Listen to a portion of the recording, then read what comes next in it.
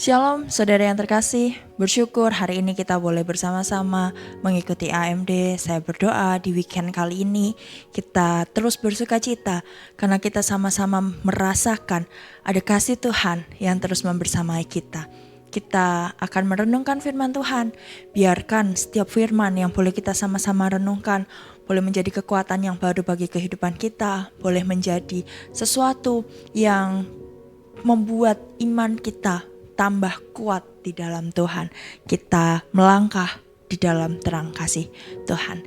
Pagi hari ini kita akan bersama-sama merenungkan firman Tuhan, tetapi sebelumnya saya ajak saudara untuk berdoa bersama-sama. Mari kita berdoa. Tuhan, sungguh kami ucap syukur kasih-Mu, anugerah-Mu tidak pernah berkesudahan dalam kehidupan setiap kami. Kami bersyukur Tuhan karena punya Allah seperti Engkau yang senantiasa terus ada bersama di dalam kehidupan kami. Dan pagi hari ini Tuhan, kami bersyukur karena Tuhan menyertai istirahat kami dan juga aktivitas kami.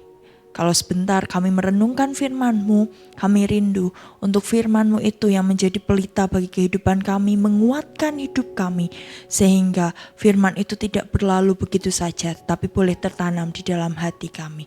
Kami bersyukur Tuhan, dan kami juga berdoa Tuhan, biarkan setiap firman yang boleh kami dengarkan boleh tertanam di dalam hati, pikiran kami, bertumbuh dan juga menghasilkan buah untuk hidup kami. Kami menyerahkan seluruhnya hanya di dalam tangan Tuhan, biar kehendak Tuhan yang boleh terjadi. Jamahan tangan-Mu lah yang membuka hati dan pikiran kami, sehingga firman ini boleh benar-benar mengubah hidup kami. Terima kasih Tuhan, terima kasih. Di dalam nama Tuhan Yesus kami berdoa. Haleluya. Amin. Saudara, pagi hari ini kita akan merenungkan firman Tuhan masih dalam lanjutan renungan hari yang kemarin. Kita akan bersama-sama melandasi firman Tuhan kita dari Lukas 12 ayatnya yang keempat hingga yang ketujuh. Lukas 12 ayatnya yang keempat hingga yang ketujuh, saya akan bacakan untuk saudara. Aku berkata kepadamu, hai sahabat-sahabatku, janganlah kamu takut terhadap mereka yang dapat membunuh tubuh dan kemudian tidak dapat berbuat apa-apa lagi. Aku akan menunjukkan kepada kamu siapakah yang harus kamu takuti. Takutilah dia yang setelah membunuh mempunyai kuasa untuk melemparkan orang ke dalam neraka. Sesungguhnya aku berkata kepadamu, takutilah dia. Bukankah burung pipit dijual 5 ekor 2 duit? Sungguh pun demikian tidak seekor pun daripadanya yang dilupakan Allah. Bahkan rambut kepalamu pun terhitung semua. Karena itu jangan takut, karena kamu lebih berharga daripada banyak burung pipit. Demikianlah firman Tuhan yang sampai kepada kita saudara. Saudara, ketika kita merenungkan firman Tuhan kemarin, kita mendapat satu konteks di mana teks ini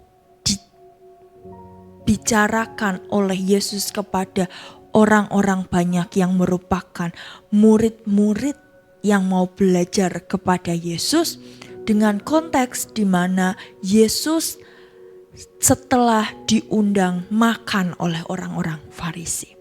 Dan di situ Yesus dicari kesalahannya, Yesus dicobai dengan berbagai pertanyaan, diselidiki sebegitu rupa hingga ingin membuat Yesus ada salahnya, mencari celah di mana Yesus bersalah.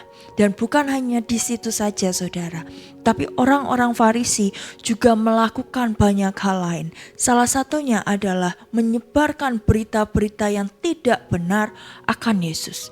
Membuat fitnahan-fitnahan, membuat menjelek-jelekan pengajaran Yesus kepada orang banyak itu. Sehingga banyak orang yang mendengar bukan hanya berita sukacita tentang Yesus, tetapi juga hal-hal yang tidak mengenakan, yang tidak benar terhadap Yesus. Tetapi Yesus tidak khawatir dengan hal itu saudara. Tetapi Yesus dalam pengajarannya, bahkan perikop ini dikatakan bahwa pengajaran khusus bagi murid-murid. Dalam pengajaran khusus inilah Yesus menyatakan bahwa jangan takut kepada mereka yang dapat membunuh tubuh. Ini mengartikan bahwa kabar-kabar yang tidak baik, kabar-kabar hoaks, atau bahkan ancaman-ancaman yang diterima para murid-murid Yesus pada saat itu sangat menakutkan, saudara. Dan Yesus mengatakan, jangan takut. Orang yang dihadapinya, orang-orang yang ingin Yesus hilang atau ingin Yesus ditangkap ini yang sangat menakutkan. Sehingga Yesus berpesan, jangan takut. Jangan takut terhadap mereka yang mengancam, jangan takut terhadap mereka yang melakukan semena-mena, yang memfitnah dan menyebarkan kemunafikan. Jangan takut. Tetapi Yesus mengingatkan, kalau kamu mau takut, takutlah yang benar. Takutlah yang benar seperti apa? Takut kepada yang mempunyai kehidupan. Takut kepada Sang Pencipta. Takut kepada orang yang bisa membuat pengadilan di akhir kehidupan kita, yang adalah Allah kita sendiri. Takut kepada Dia yang empunya kehidupan kita. Itu yang harus ditakuti. Takut yang benar adalah takut akan Allah. Dan takut akan Allah bukan berbicara soal kita tidak berani apa-apa, atau kita merasa sangat gemetar.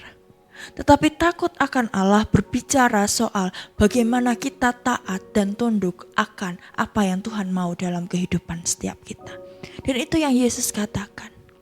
Dan bahkan bukan hanya berhenti sampai di situ, tetapi Yesus juga mengatakan bahwa takut akan Allah, sebab Dialah yang memelihara setiap kita.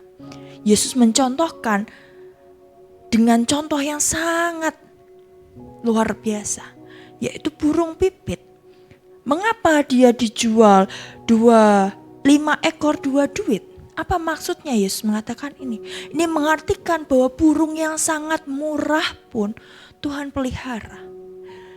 Yang dengan kata lain, burung yang tidak berharga dalam tanda kutip pun Tuhan pelihara. Terlebih lagi kita yang diciptakan segambar dengan Allah, teramat berharga, sehingga tidak mungkin kita dilupakan Allah. Mengartikan bahwa kita selalu ada di dalam lindungan Allah. Dan saudara, dikatakan juga Yesus mengatakan di ayatnya yang ke-7, rambut kepalamu pun terhitung semua. Sehingga tidak perlu kita takut akan siapapun di dunia. Itu pesan Yesus kepada para muridnya. Dan kalau kita tarik dalam konteks sekarang, Yesus juga ingin mengatakan hal yang sama kepada saya dan saudara. Saya tidak tahu apa yang saudara hadapi. Bisa saja mungkin kita sedang berhadapan dengan pasangan yang temperamen, pasangan yang secara emosional tidak baik-baik saja. Atau mungkin kita sedang berhadapan dengan atasan-atasan yang sungguh sangat amat menakutkan. Atau kita sedang berhadapan dengan orang-orang tua yang otoriter. Atau kita mungkin sedang berhadapan dengan anak-anak kita yang sedang bandel-bandelnya. Atau mungkin kita sedang berhadapan dengan orang-orang di lingkungan kita yang keras hatinya. Dan lain sebagainya. Saya tidak tahu apa yang saudara hadapi. Tetapi firman Tuhan nyata dan jelas. Firman Tuhan mengatakan bahwa ketika kita berhadapan dengan orang-orang seperti itu, janganlah kita takut dan kita undur. Tetapi seharusnya yang kita lakukan adalah lebih membuat diri kita takut akan Tuhan. Yang mengartikan bahwa ketika kita merasa punya ketakutan akan Tuhan itu, kita minta pertolongan Dia. Untuk Dialah, Allah lah yang membuat menghadapi orang-orang ini. Allah lah yang kita minta untuk melembutkan hati mereka. Sehingga kita tidak perlu gentar, tidak perlu takut menghadapi mereka. Tetapi kita punya Allah yang wajib kita takuti, dan Allah itu yang akan membela kita. Takut akan Allah mengartikan ketertundukan kita dengan setiap firman yang boleh Tuhan berikan pada hidup kita. Ini mengartikan bahwa mari jadi orang-orang yang kalau terjadi apapun, menghadapi apapun, yang pertama kita cari adalah Tuhan. Yang wajib kita cari adalah Tuhan. Bukan yang lain, bukan justru kita mencari orang lain. Karena apa, saudara? Karena kita terlalu berharga di mata Tuhan. Sehingga ketika kita minta Tuhan melindungi kita, dan kita punya ketertundukan dengan Tuhan, di situ Tuhan akan bela kita. Tuhan akan tolong kita. Dan setiap orang yang kita hadapi dengan kesulitan kita masing-masing, di situ Tuhan akan bela kita. Tuhan akan buktikan bahwa kita adalah anak-anaknya. Sama seperti ketika Yesus mengatakan ini kepada para muridnya. Pada akhirnya Yesus yang membuktikan bahwa para muridnya tidak mempercaya orang yang salah, tapi dia mempercayai Allah yang hidup, yang sanggup membebaskan mereka di atas kayu salib dari setiap belenggu dosa-dosa. Begitu juga dengan kita. Mari refleksikan ini, saudara. Biarkan firman Tuhan ini yang membuat kita kuat dalam menghadapi hari-hari kita.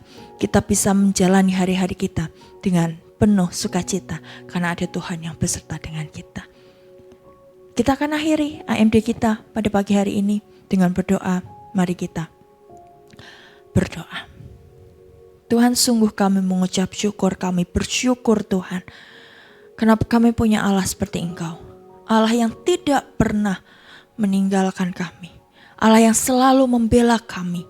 Oleh karena itu ajarkan kami untuk punya hidup, punya hati, punya pikiran yang mau takut akan Tuhan. Yang mau tunduk akan setiap firman-Mu, yang mau taat akan setiap firman-Mu. Ajarkan kami Tuhan untuk tidak takut akan dunia ini, tidak takut akan orang-orang yang sulit yang kami hadapi. Tapi ajarkan kami untuk bisa takut hanya kepada Engkau. Takut akan setiap kehidupan kami kalau kami melanggar firman-firman-Mu. Ajarkan kami untuk menjadi pribadi yang mau terus tunduk atas kehendak-Mu dalam hidupan setiap kami. Dan kami berdoa Tuhan untuk setiap pekerjaan kami. Dimanapun kami bekerja, di situ ada tangan Tuhan yang menolong kami.